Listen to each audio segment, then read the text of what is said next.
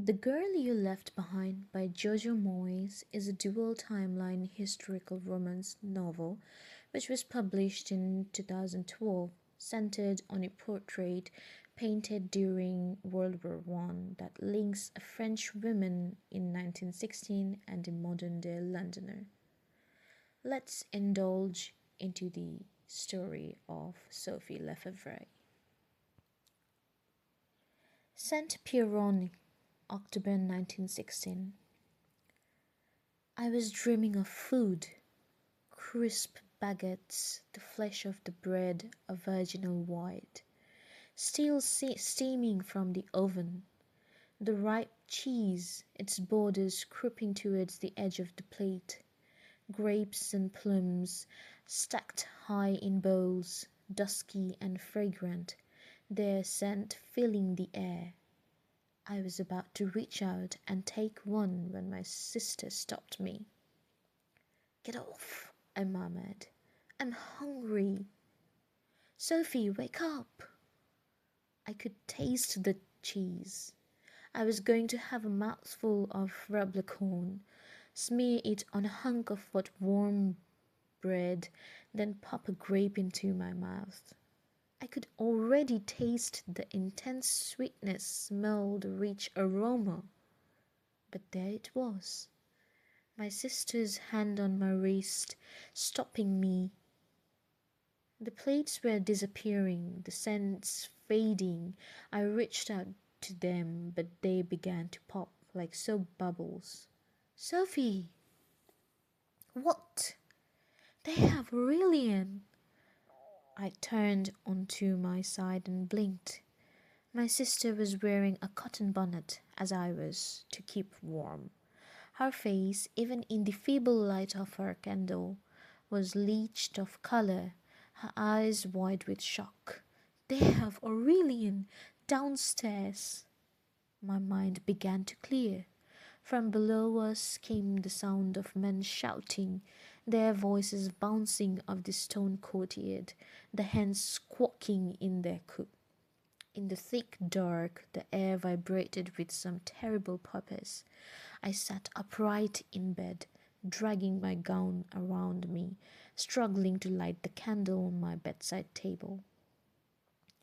I stumbled past her to the window and stared down into the courtyard at the soldiers, illuminated by the headlights of their vehicle, and my younger brother, his arms around his head, trying to avoid the rifle butts that landed blows on him. What's happening? They know about the pig.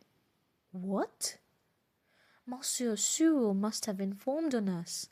I heard them shouting from my room. They said they'll take Aurelian if he doesn't tell them where it is. He will say nothing, I said. We flinched as we heard our brother cry out. I hardly recognized my sister then. She looked 20 years older than her 24 years. I knew her fear was mirrored in my own face. This was what we had dreaded. "They have a commandant with them. If they find it," Helene whispered, her voice cracking with panic. "They'll arrest us all. You know what took place in Arras. They'll make an example of us. What will happen to the children?" My mind raced, fear that my brother might speak out, making me stupid. I wrapped a shawl around my shoulders and tiptoed to the window, peering out the courtyard. The presence of a commandant suggested there were not just drunken soldiers looking to take out their frustrations with a few threats and knocks. We were in trouble. His presence meant we had committed a crime that should be taken seriously. "They will find it, Sophie. It will take them minutes, and then—" Helene's voice rose, lifted by panic. My thoughts turned black. I closed my eyes, and then I opened them. "Go downstairs," I said. "Plead ignorance. Ask him what Aurelian has done wrong. Talk to him, distract him. Just give me some time before they come into the house." "What are you going to do?" I gripped my sister's arm. Go, but tell them nothing, you understand? Deny everything. My sister hesitated, then ran towards the corridor, her nightgown billowing behind her. I'm not sure I had ever felt as alone as I did in those few seconds, fear gripping my throat and the weight of my family's fate upon me. I ran into father's study and scrabbled in the drawers of the great desk, hurling its contents, old pens, scraps of paper, pieces from broken clocks, and ancient bills, on the floor, thanking God when I finally found what I was searching for. Then I ran downstairs, opened the cellar door, and skipped down the cold stone stairs, so sure-footed now in the dark that I barely needed the fluttering glow of the candle. I lifted the heavy latch to the back cellar, which had once been stacked to the roof with bear kegs and good wine, slid one of the empty barrels aside, and opened the door of the old cast-iron bread oven. The piglet, still only half-grown, blinked sleepily. It lifted itself to its feet, peered out at me from its bed of straw, and grunted. Surely I've told you about the pig. We liberated it during the requisition of Monsieur Girard's farm. Like a gift from God, it had strayed in the chaos, meandering away from the piglets being loaded into the back of a German truck, and was swiftly swallowed by the thick skirts of Grandma Poulian. We've been fattening it on acorns and scraps for weeks, in the hope of raising it to a size great enough for us all to have some meat. The thought of that crisp skin, that moist pork, has kept the inhabitants of Le Coq Rouge going for the past month. Outside, I heard my brother's yelp again. Then my sister's voice, rapid and urgent, cut short by the harsh tones of a German officer. The pig looked at me with intelligent, understanding eyes, as if it already knew its fate. I'm sorry, mon petit, I whispered, but this really is the only way, and I brought down my hand. I was outside in a matter of moments. I had woken Mimi, telling her only that she must come but to stay silent. The child has seen so much these last months that she obeys without question. She glanced up at me, holding her baby brother, slid out of bed, and placed a hand in mine. The air was sharp with the approach of winter, the smell of wood smoke lingering in the air from our brief fire earlier in the evening. I saw the commandant through the stone archway of the back door and hesitated. It was not Herr Becker, whom we knew and despised. This was a slimmer man, clean-shaven, impassive. Even in the dark I could see intelligence, not brutish ignorance, in his face, which made me afraid. This new commandant was gazing speculatively up at our windows, perhaps considering whether this building might provide a more suitable billet than the Fourier Farm, where senior German officers slept. I suspect he knew that our elevated aspect would give him a vantage point across the town. There were stables for horses and 10 bedrooms from the days when our home was the town's thriving hotel.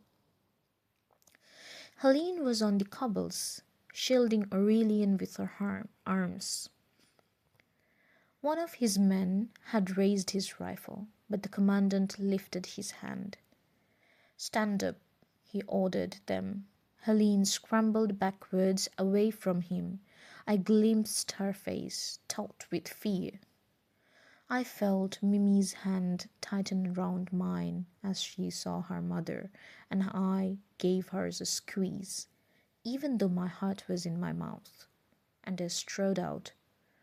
"What in the God's name is going on?" My voice rang out in the yard. The commandant glanced towards me, surprised by my tone, A young woman walking through the arched entrance to the farmyard, a thumb-sucking child at her skirts, another swaddled and clutched to her chest. My night bonnet sat slightly askew, my white cotton nightgown so worn now that it barely registered as fabric against my skin. I prayed that he could not hear the almost audible thumping of my heart. I addressed him directly. And for what purpose, supposed misdemeanor, have your men come to punish us now? I guessed he had not heard a woman speak to him in this way since his last leave home. The silence that fell upon the courtyard was steeped in shock. My brother and sister, on the ground, twisted round, the better to see me, only too aware of where such insubordination might leave us all. You were? Madame Lefebvre. I could see he was checking for the presence of my wedding ring. He needn't have bothered. Like most women in our area, I had long since sold it for food. Madam, we have information that you were harboring illegal livestock. His French was passable, suggesting previous postings in the occupied territory, his voice calm. This was not a man who felt threatened by the unexpected. Livestock? A reliable source tells us that you were keeping a pig on the premises. You will be aware that under the directive, the penalty for withholding livestock from the administration is imprisonment. I held his gaze. And I know exactly who would inform you of such thing. It's Monsieur Sewell, no? My cheeks were flushed with colour. My hair, twisted into a long plait that hung over my shoulder, felt electrified. It prickled at the nape of my neck. The commandant turned to one of his minions. The man's glance sideways told him this was true.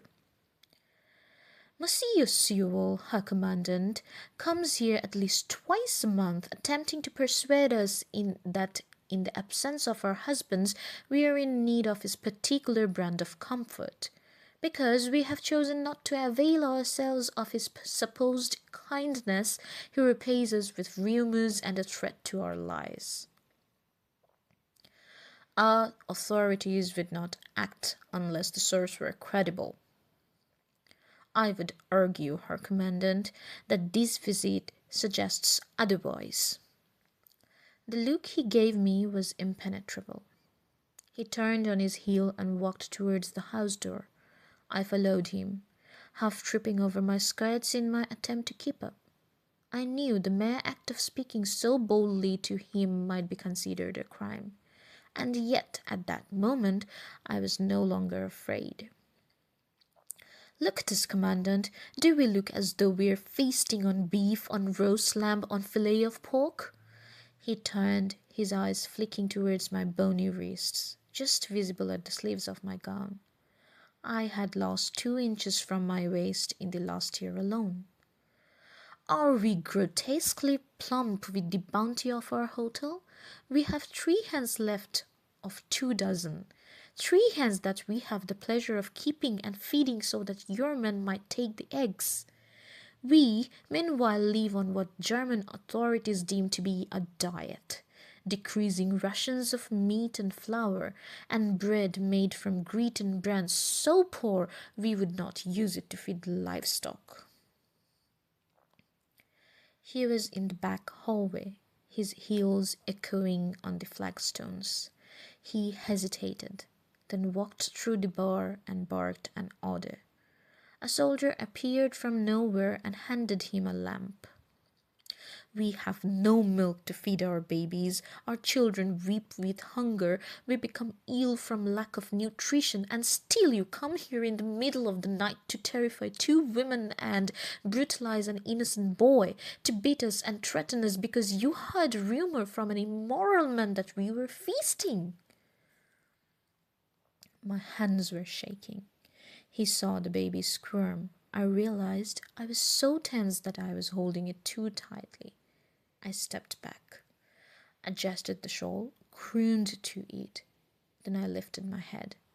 I could not hide the bitterness and anger in my voice. "Search our home, then, Commandant. Turn it upside down and destroy what little has not already been destroyed. Search all the outbuildings, too, those that your men have not already stripped for their own wants. When you find this mythical pig, I hope your men dine well on it." I held his gaze for just a moment longer than he might have expected. Through the window, I could make out my sister wiping Aurelian's wounds with her skirts, trying to stem the blood. 3 German soldiers stood over them. My eyes were used to the dark now, and I saw that the commandant was wrong-footed. His men, their eyes certain, were waiting for him to give the orders. He could instruct them to strip our house to the beams and arrest us all to pay for my extraordinary outburst. But I knew he was thinking of Sewell. Whether he might have misled, he did not look the kind of man to relish the possibility of being seen to be wrong. When Edward and I used to play poker, he had laughed and said I was an impossible opponent as my face never revealed my true feelings. I told myself to remember those words now. This was the most important game I would ever play. We stared at each other, the commandant and I. I felt briefly the whole world still around us. I could hear the distant rumble of the guns at the front. My sister's coughing, the scrabbling of our poor, scrawny hands disturbed in their coop. It faded until just he and I faced one another, each gambling on the truth. I swear I could hear my very heart beating. "What is this?" "What?" He held up the lamp, and it was dimly illuminated in pale gold light. The portrait Edward had painted of me when we were first married. There I was, in that first year, my hair thick and lustrous round my shoulders, my skin clear and blooming, gazing out with the self-possession of the adored. I had brought it down from its hiding-place several weeks before, telling my sister I was damned if the Germans would decide what I should look at in my own home. He lifted the lamp a little higher so that he could see it more clearly. "Do not put it there, Sophie," Helene had warned. "It will invite trouble." When he finally turned to me, it was as if he had had to tear his eyes from it. He looked at my face, then back at the painting. "My husband painted it." I don't know why I felt the need to tell him that. Perhaps it was the certainty of my righteous indignation. Perhaps it was the obvious difference between the girl in the picture and the girl who stood before him. Perhaps it was the weeping blonde child who stood at my feet. It is possible that even commandants, 2 years into this occupation, have become weary of harassing us for petty misdemeanors. He looked at the painting a moment longer, then at his feet. "I think we have made ourselves clear, madame. Our conversation is not finished, but I will not disturb you further tonight." He caught the flash of surprise on my face, barely suppressed, and I saw that it satisfied something in him. It was perhaps enough for him to know I had believed myself doomed. He was smart, this man, and subtle. I would have to be wary. "Men," his soldiers turned, blindly obedient as ever, and walked out towards their vehicle, their uniforms silhouetted against the headlights. I followed him and stood just outside the door. The last I heard of his voice was the order to driver to make for the town. We waited as the military vehicle travelled back down the road, its headlights feeling their way along the pitted surface. Helene had begun to shake. She scrambled to her feet, her hand white-knuckled at her brow, her eyes tightly shut. Aurelian stood awkwardly beside me, holding Mimi's hand, embarrassed by his childish tears. I waited for the last sounds of the engine to die away. It whined over the hill as if it too were acting under protest. Are you hurt, Aurelian? I touched his head, flesh wounds and bruises. What kind of men attacked on an unarmed boy? He flinched. It didn't hurt, he said. They didn't frighten me. I thought he would arrest you, my sister said. I thought he would arrest us all. I was afraid when she looked like that, as if she were teetering on the edge of some vast abyss. She wiped her eyes and forced a smile as she crouched to hug her daughter. Silly Germans! They gave us all the fright, didn't they? Silly maman for being frightened. The child watched her mother, silent and solemn. Sometimes I wondered if I would ever see Mimi laugh again. I'm sorry, I'm all right now, she went on. Let's all go inside. Mimi, we have a little milk I will warm for you. She wiped her hands on her bloodied gown and held her hands towards me for the baby. You want me to take Jo? I had started to tremble convulsively, as if I had only just realized how afraid I should have been.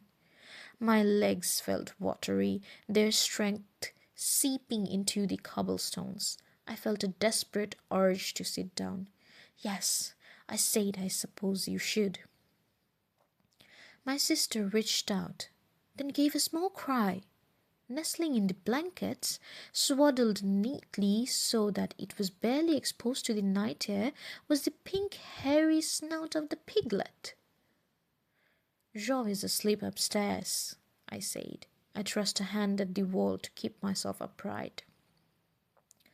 Aurelian looked over her shoulder. They all stared at it. Mon Dieu! Is it dead?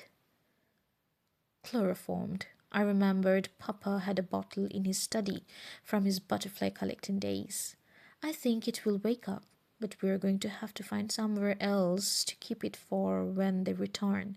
And you know they will return. Aurelian smiled then, a rare, slow smile of delight.